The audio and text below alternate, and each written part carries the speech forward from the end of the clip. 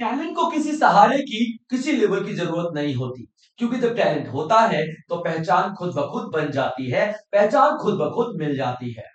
भारत की सर्वश्रेष्ठ film home bound ने साबित कर दिया है ऑस्कर में सीधा अपनी जगह बनाकर। होम बाउंड ने साबित कर दिया है कि भारतीय सिनेमा विदेशी दिलों को जीतने का हुनर भी रखता है। आज हम बात करेंगे होम बाउंड के बारे में। होम बाउंड वो फिल्म है जिसमें दो दोस्तों की कहानी दिखाई गई है। दोनों दोस्त समाज में इज्जत पाने के लिए संघर्ष कर रहे हैं, और उनका संघर्ष सिर्फ इतना है कि वो अगर पुलिस कांस्टेबल की वर्दी पहन ले, यानी कि पुलिस कांस्टेबल बन जाए, तो समाज में उन्हें इज्जत मिलने लग जाएगी। कोई उन्हें कुछ गलत नहीं कह पाएगा, हर कोई उन्हें सम्मान की नजर से देखेगा। क्योंकि एक दोस्त मुस्लिम है जिसके साथ समाज भेदभाव कर रहा है, और दूसरा दोस्त हिंदू तो है लेकिन एसटी है जिसके साथ भी समाज भेदभाव कर रहा है।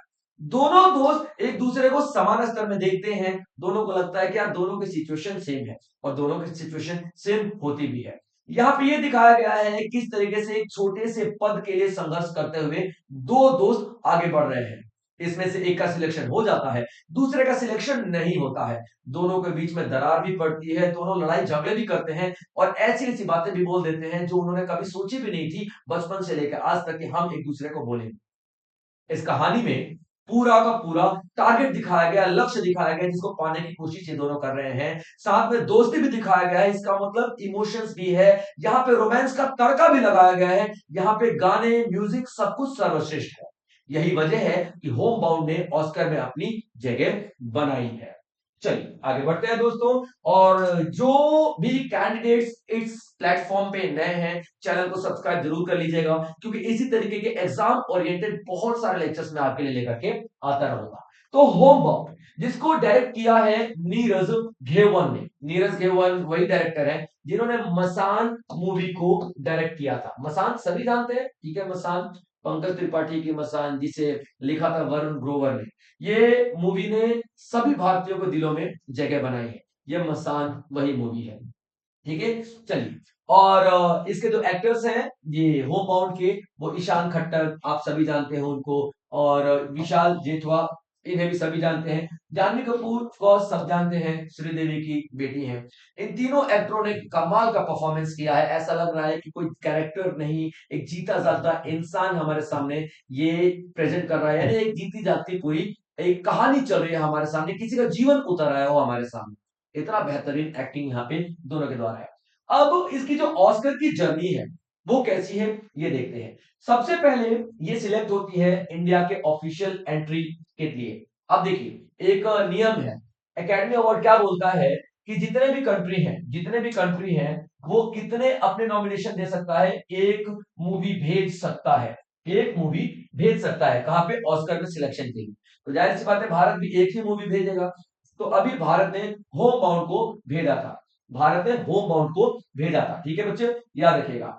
तो ये होम बाउंड भारत की पहुंची वहां पे, और फिर वहां पे जितने भी एकेडमी अवार्ड्स के मेंबर्स होते हैं वो देखते हैं मूवी को, सिलेक्ट करते हैं अलग अलग एंगल से, अलग अलग जो जो आपका देखने का तरीका है। कोई देख रहा है स्टोरी कैसी है, कोई देख रहा है एक्टिंग कैसी है, उसमें पिक्चराइज किस तरीके से किया गया है, जो स्टोरी में समाज का मुद्दा उठाया गया है कि नहीं उठाया गया, और जो समाज का मुद्दा उठाया गया है उसका समाज पे क्या असर पड़ेगा, ये सब कुछ देखते हुए मूवीज का सिलेक्शन किया जाता है। तो अभी कितनी 86, 86, जो 86 ऐसी फिल्में हैं 86 देशों से जो कि पहुंची हैं ऑस्कर में, और उन 86 में से सिलेक्शन होता है टॉप 15 का, ठीक है। शॉर्टलिस्ट की जाती है टॉप 15 फिल्में शॉर्टलिस्ट की जाती हैं, और होम बाउंड यहां तक पहुंच चुकी है। अब इसका मतलब ये है कि पूरी दुनिया में जितनी भी फिल्में हैं, जितनी भी फिल्में नॉमिनेट हुई हैं, जितनी भी फिल्में बनी हैं, उन सभी में 15 अगर सर्वश्रेष्ठ फिल्मों को निकाला जाए तो ये होम बाउंड उन सर्वश्रेष्ठ 15 में आती है। यानी कि ऑलरेडी एक पहचान मिल चुकी है। चाहे यहाँ पे होम बाउंड जीते या ना जीते, ये भारत के लिए प्राउड मूवमेंट बन चुकी है, भारत का नाम रोशन कर चुकी है, क्योंकि टॉप 15 में है। टॉप 15 में भारत की तो सर्वश्रेष्ठ है ही, तभी तो भारत ने भेजा था ना, और ये टॉप 15 में आ चुकी है।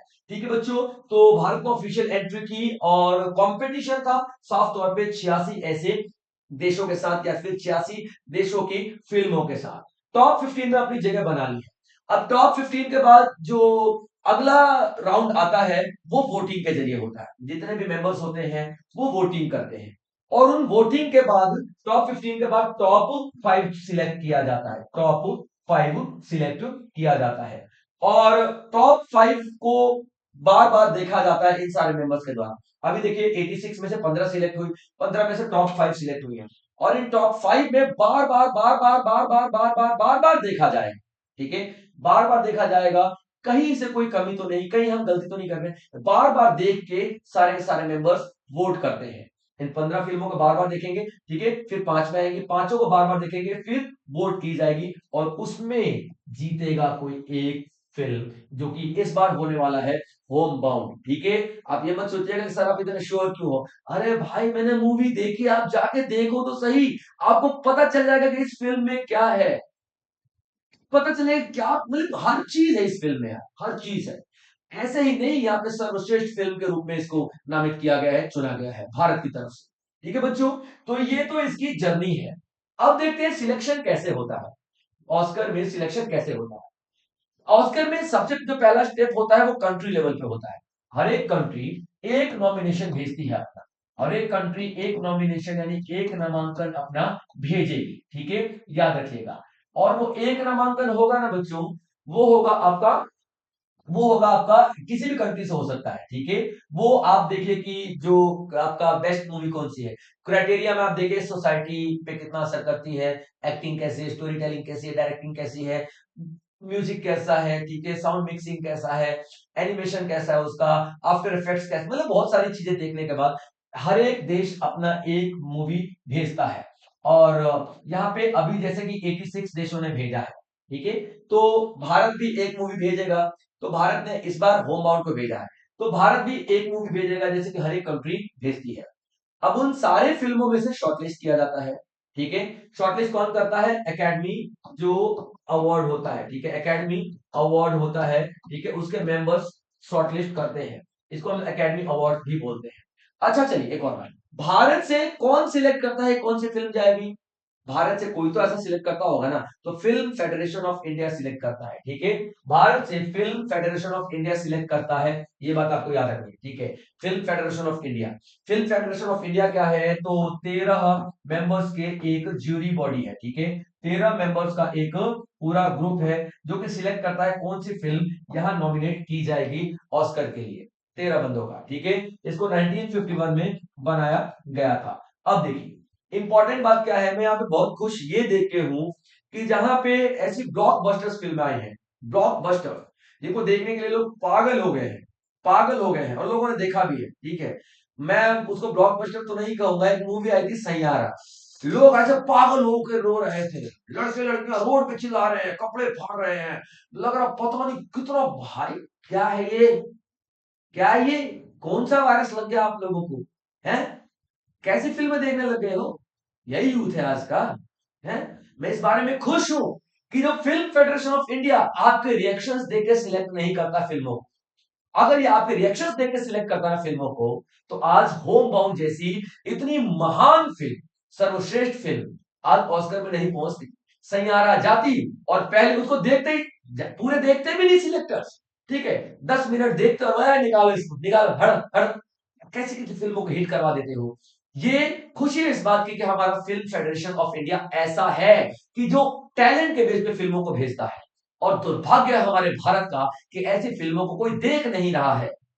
होम बाउंड जब अखबारों में चर्चा बटोरने लगी, होम बाउंड को जब सिलेक्ट करके ऑस्कर में भेज दिया गया, तब आप लोगों को पता चलता है ओ माय गॉड ऐसी भी फिल्में हैं क्या, होम बाउंड जैसी भी फिल्में हैं क्या।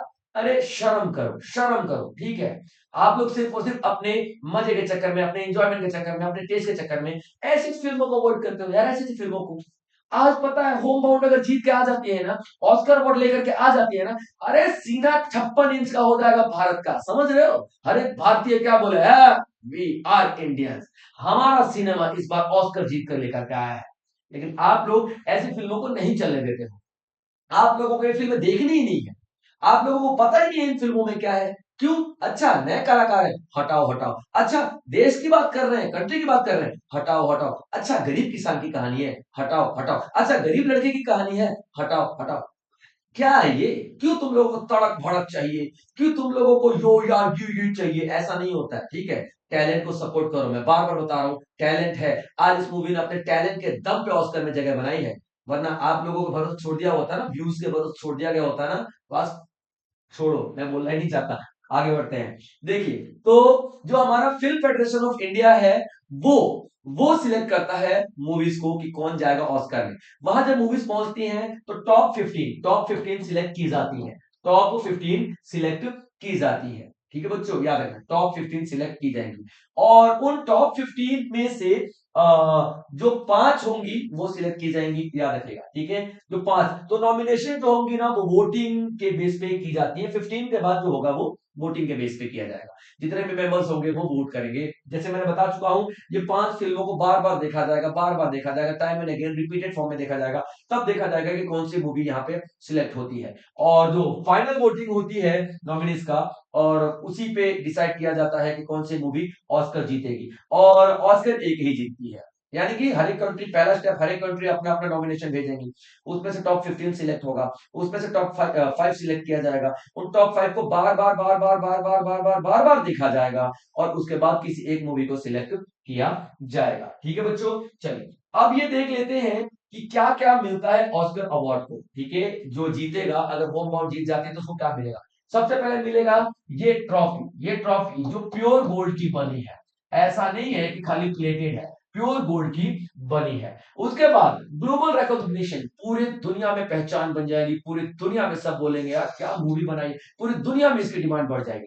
जैसे पूरी दुनिया में डिमांड बढ़ी तो पूरे दुनिया के जितने भी थिएटर वाले हैं, पूरे दुनिया के जितने भी ओटीटी प्लेटफॉर्म वाले हैं, आपकी मूवी को अलग अलग लैंग्वेज में कन्वर्ट कर करके डिमांड करने लग जाएंगे, और पैसे की बारिश शुरू हो जाएगी। और देखते देखते देखते होम आउट कहां पहुंच जाती है, ठीक है। अभी ओटीटी पे इसकी डिमांड बढ़ी है भाई, अभी बढ़ चुकी है। वर्ल्ड वाइड अभी इसकी डिमांड बढ़ चुकी है।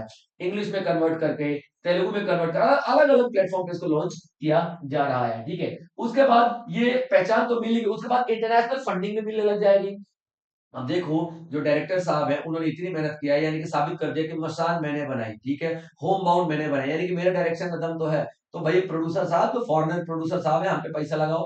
तो यहाँ पे क्या, इंटरनेशनल फंडिंग भी मिलने लग जाएगी, और एक परमानेंट परमानेंट जगह बन जाएगी इंडियन सिनेमा का ऑस्कर के इतिहास में। ये सब कुछ मिलेगा जीतने वाले को। चलिए अब देख लेते हैं कि कौन कौन सी ऐसी फिल्में हैं जो कि पहुंची हैं अभी तक इस लेवल पे, ठीक है। तो टोटल 4 फिल्में हैं, यहाँ पे 5 लिखी हुई हैं, लेकिन आप लोगों को 4 ही देखनी है, ठीक है। क्योंकि एक पहुंची है लेकिन उसको कोई पहचान नहीं मिली थी उस लेवल पे जाके, ठीक है। क्योंकि वो एक लोकल गुजरात की मूवी थी, गुजराती लैंग्वेज में उस मूवी को बनाया गया था, the Chhello show, the last show के नाम से, ठीक है। चलिए, तो मदर इंडिया को मिली थी 1957 में, ठीक है। 1957 में अवार्ड मिला था, ठीक है, मदर इंडिया को। नॉट अवार्ड मिला था, मदर इंडिया सिलेक्ट हुई थी, गई थी। ये मदर इंडिया का आप लोग देखिएगा, मदर इंडिया, ठीक है, it's very very very very very very nice movie. आप लोग देखेंगे तो आपको समझ में आएगा, ठीक है। आप लोग ब्लैक एंड व्हाइट देखते हो सीधा हटा देते हो, ऐसा नहीं करना। ये सिर्फ एक वोट से जीती थी, सिर्फ हारी थी, सिर्फ एक वोट से हारी थी। और इसके जो विरोध में मूवी थी ना, तो कैबिरियन नाइट नाम की एक मूवी थी, द या फिर नाइट ऑफ कैबिरियन, ठीक है। नाइट ऑफ कैबिरियन, नाइट ऑफ कैबिरियन, ठीक है, याद रखना, नाइट ऑफ कैबिरियन। ये मूवी जो थी, ठीक है, ये मूवी जो थी इसको सिलेक्ट किया गया था, याद रखना। और यही मूवी जीती थी सिर्फ एक वोट से। मैंने बताया ना कि सब 5 टॉप 5 में वोटिंग होती है, तो सिर्फ एक वोट से हमारी मदर इंडिया रह गई थी ऑस्कर अवार्ड लाने से। चलिए दूसरा देखते हैं, सलाम बॉम्बे। ये 1988 में बनाई मूवी थी, और ये हमारे भारत के सोसाइटी को दिखाती है। तीसरा लगान ऑफ कोर्स सभी ने देखा होगा, ठीक है, हम तुम से डूबना लगान लेगा भुवन, ठीक है। ये वही वाली लगान है, 2001 में लगाई गई थी। ये उस टाइम के कॉलोनियल पीरियड को, जो अंग्रेजों के गुलाम हम हुआ करते थे, उस टाइम के पूरा पूरा परिदृश्य को दिखाती है। लगान सभी ने देखी, सभी ने देखी, ठीक है। तो ये लगान को मिली थी, याद रखिएगा, 2001 में आई थी। और उसके बाद द लास्ट लास्ट फिल्म, ये इस कैटेगरी में नहीं है, ठीक है। ये मैंने इसलिए लिखा है क्योंकि मुझे लगा कि बहुत ही इंपॉर्टेंट मूवी है, इसको जितनी ज्यादा चर्चा मिली थी ना, उतनी ज्यादा इसको पहुंच नहीं मिल पाई, इसलिए मैंने यहाँ पे लिख दिया है। अदरवाइज अभी तक 4 ही फिल्में हैं जो यहाँ तक पहुंची हैं, ठीक है। द मदर इंडिया, सलाम बॉम्बे, लगान और होम बाउंड, यानी कि टॉप 15 में जो शॉर्ट लिस्ट हुई है ना, ये 4 फिल्में ही शॉर्ट लिस्ट हुई है, ठीक है, याद रखिएगा। द लास्ट फिल्म द चेलो शो गुजराती में है, ठीक है। ये मूवी को ही मूवी का एक ट्रिब्यूट है, एक जो सम्मान कह सकते हो, यानी कि फिल्म में ही दिखाया गया है कि फिल्म कैसे बनती थी, फिल्म में ही दिखाया गया है कि फिल्मों को किस तरीके से आगे लेकर के आया गया। तो ये द लास्ट फिल्म आपको 2021 में दिखाई देती है। उसके बाद होम बाउंड ऑफ कोर्स 2026 में आपको दिखाई देगी। और ये जो 3 फिल्में हैं, मदर इंडिया, सलाम बॉम्बे और लगान, ये इसको जीत के टॉप टॉप 5 में भी आ चुकी है, याद रखिएगा। कौन सी फिल्में? मदर इंडिया, सलाम बॉम्बे और लगान, ये तीनों फिल्में टॉप 5 में भी नॉमिनेट हो चुकी हैं, लेकिन जीत नहीं पाई, हमारा दुर्भाग्य है। अब देखिए सारे सारे इंडियंस की लिस्ट देख लेते हैं जिन्होंने अभी तक ऑस्कर अवार्ड जीता है। तो देखिए टोटल 7 भारतीय हैं। कितने? टोटल 7 भारतीय हैं, यानी कि भारतीय वो भारतीय जिन्होंने भारत का सर ऊंचा कर दिया है गर्व से, ये सारे वो भारतीय हैं। तो 7 भारतीय हैं जिन्होंने टोटल 10 अवार्ड जीते हैं। किसी किसी ने 2 जीते हैं, किसी किसी ने 3 जीते हैं। तो टोटल मिलाकर 10 अवार्ड भारत में अभी तक आए हैं ऑस्कर की तरफ से, अलग अलग कैटेगरी में। किसी ने बेस्ट म्यूजिक में जीता है, किसी ने लाइफ टाइम अचीवमेंट अवार्ड जीता है, जैसे कि सत्यजीत रे साहब हैं, लाइफ टाइम अचीवमेंट अवार्ड जीता है इन्होंने। किसी ने लिरिक्स लिखने में जीता है, तो किसी ने ओरिजिनल सॉन्ग में जीता है। मतलब अलग अलग कैटेगरी में टोटल 10 यहाँ पे आपको देखने के लिए मिलेंगे अवार्ड भारत के नाम है। और 7 भारतीयों ने टोटल अवार्ड जीते हैं। सबसे पहले देखते हैं भानु अथैया, ठीक है, भानु अथैया, ठीक है। इन्होंने ऑस्कर, सबसे पहला ऑस्कर भारत में कौन लेकर के आया था? तो भानु अथैया लेकर के आए थे। और ये इंपॉर्टेंट है क्योंकि सबसे पहला नाम यही है, ठीक है। तो इन्होंने कॉस्ट्यूम डिजाइन किया था। 1982 में एक फिल्म बनी थी गांधी, और उसका कॉस्ट्यूम इन्होंने ऐसे डिजाइन किया था, ड्रेस ऐसे डिजाइन किया था कि भाई देख के लग रहा था सही में गांधी जी सामने खड़े हैं, देख के लग रहा था सही में अंग्रेज सामने खड़े हैं। कोई बनावटी नहीं, कुछ भी नहीं, ऐसा ओरिजिनल, एकदम ओरिजिनल पीस अंग्रेज खड़े हैं, ओरिजिनल पीस गांधी जी खड़े हैं। तो बेस्ट कॉस्ट्यूम के लिए इनको अवार्ड दिया गया था। सत्यजीत रे को मिला था honorary academy award for lifetime contribution. अब देखिए ऑनोरेरी अवार्ड क्या होता है? ऑनोरेरी अवार्ड कोई कंपटीशन नहीं होता। ऐसा नहीं है कि आपने कोई कंपटीशन किया और उस कंपटीशन में आप सर्वश्रेष्ठ आ गए, जीत गए तो आपको अवार्ड मिल जाएगा, ठीक है। ऑनोरेरी अवार्ड क्या होता है कि आपने पूरे सिनेमा को क्या दिया है, पूरी जिंदगी में आपने सिनेमा को क्या दिया है, ये अवार्ड है। पूरी जिंदगी में सत्यजीत रे ने भारतीय सिनेमा को बहुत सारी बेहतरीन फिल्में दी हैं। भारतीय सिनेमा को ऑस्कर के मंच पर ऐसे हाथ में सजा के खड़ा कर दिया है सत्यजीत रे ने। तो ये इनका काम ही इनका टैलेंट है, और इनका टैलेंट ही इनका अवार्ड है। ये कोई कंपटीशन नहीं था। तो यहाँ पे किसको दिया गया? ऑनररी एकेडमी अवार्ड दिया गया है लाइफ टाइम कंट्रीब्यूशन के लिए सत्यजीत रे को। तीसरा, रेसुल पुकुट्टी कौन है? ठीक है, जिन्होंने स्लम डॉग मिलियनेयर जो मूवी आई थी 2008 में, ठीक है, जिसने 8 अवार्ड जीते थे भाई साहब। स्लम डॉग मिलियनेयर ने टोटल 8 अवार्ड जीते थे, 8 अवार्ड, ठीक है। मैं बता रहा हूँ 2009 वाला जो जो था ना आपका, ये ऑस्कर अवार्ड 2009 वाला, उसमें टोटल 8 अवार्ड जीते गए थे स्लमडॉग मिलियनेयर की तरफ से, ठीक है। और ये रेसुल पुकुट्टी ने साउंड मिक्सिंग में अवार्ड जीता था। साउंड मिक्सिंग क्या होता है? जो बोरिंग से बोरिंग गाने को भी इंटरेस्टिंग बना दे, उसको साउंड मिक्सिंग कहते हैं। जब भी कोई गाना बनता है ना, तो 3 स्टेजेस से गुजरता है। पहले तो लिरिक्स लिखी जाती है, जो कि गाना लिखता है, ठीक है, ठीक है, कोई भी गाना लिखता है, ठीक है, मोर सैया भय थानेदार अब डर काहे का, ठीक है, ये लिखता है लिरिसिस्ट ने। म्यूजिक वाला उसमें म्यूजिक डाल देगा, ठीक है, कि मोरे भैया ऐसा है ना।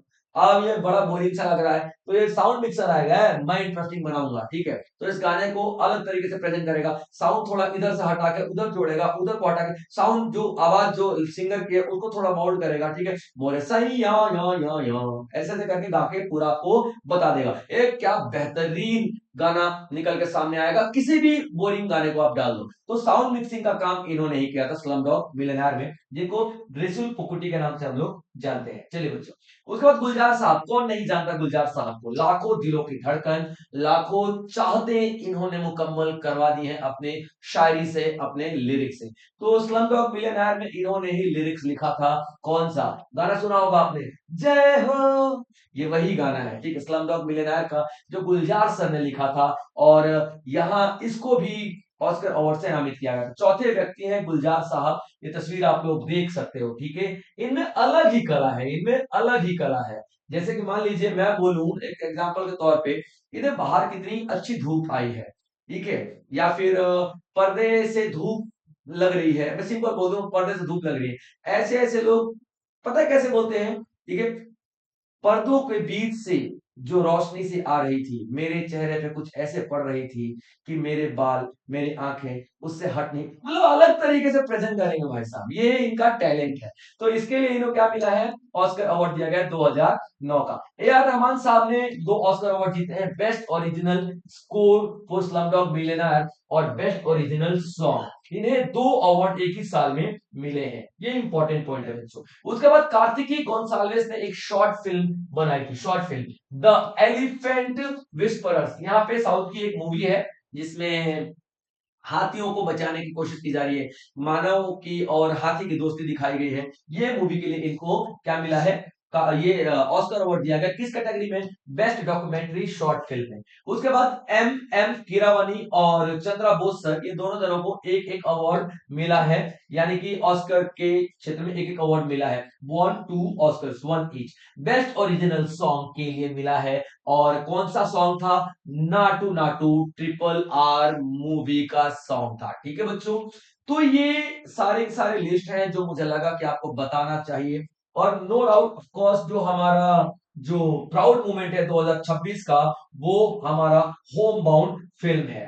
तो इसी तरीके से और भी बेहतरीन लेक्चर्स मैं आपके लिए हमेशा लेकर आता रहा हूं और हमेशा लेकर आता रहूंगा दोस्तों। अगर आप लोग प्लेटफॉर्म पे नए हैं तो सब्सक्राइब करना बिल्कुल ना भूलें, और बेल आइकन जरूर हिट कर लें ताकि जो भी लेक्चर्स हम लोग आप तक पहुंचाना चाहें उसकी नोटिफिकेशन सबसे पहले आपको मिल जाए। चलिए मिलेंगे किसी और टॉपिक के साथ अगले लेक्चर में, तब तक आप लोग अपना ध्यान रखेंगे बच्चों। जय हिंद।